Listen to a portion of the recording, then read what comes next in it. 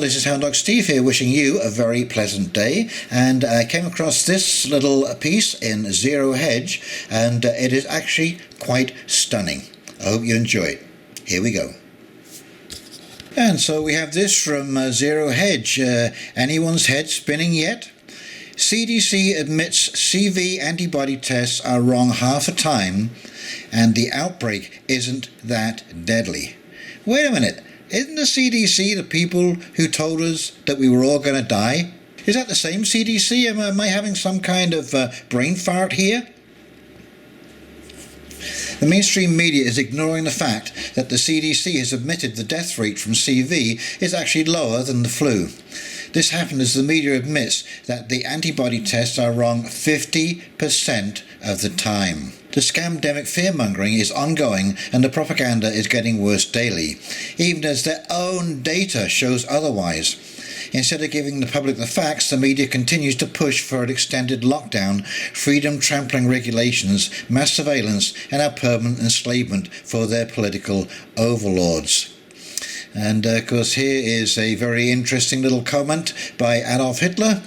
Make the lie big, make it simple, keep saying it, and eventually they will believe it. Absolutely true. The CDC just came out with a report that should be earth-shattering to the narrative of the political class, yet it will go into the thick pile of vital data and information about the virus that is not getting out to the public.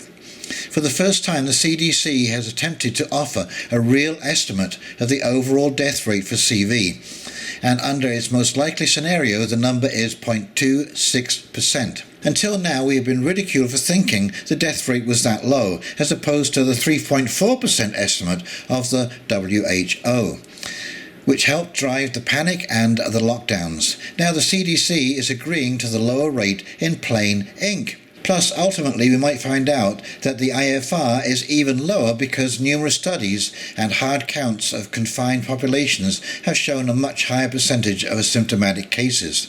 Simply adjusting for a 50% asymptomatic rate would drop their fatality rate to 0.2%, exactly the rate of fatality Dr. John Lonidis of Stanford University projected. More importantly, as I mentioned before, the overall death rate is meaningless because the numbers are so lopsided. Given that at least half the deaths were in nursing homes, a back-of-the-envelope estimate would show that the infection fatality rate for non-nursing home residents would only be 0.1%, or 1 in 1,000. And that includes people of all ages and all health statuses outside of nursing homes, since nearly all of the deaths are those with comorbidities.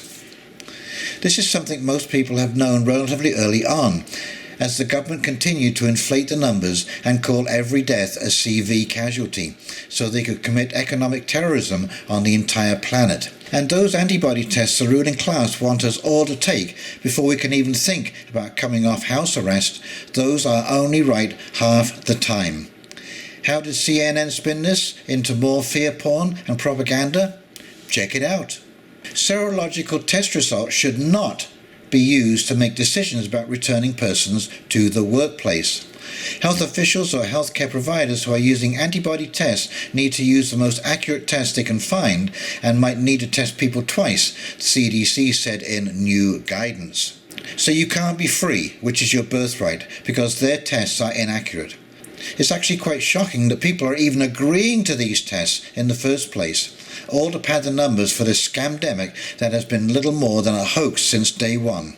This has become so blatantly ridiculous that it's actually hard to believe there's anyone out there still supporting the government and their puppets in the mainstream media.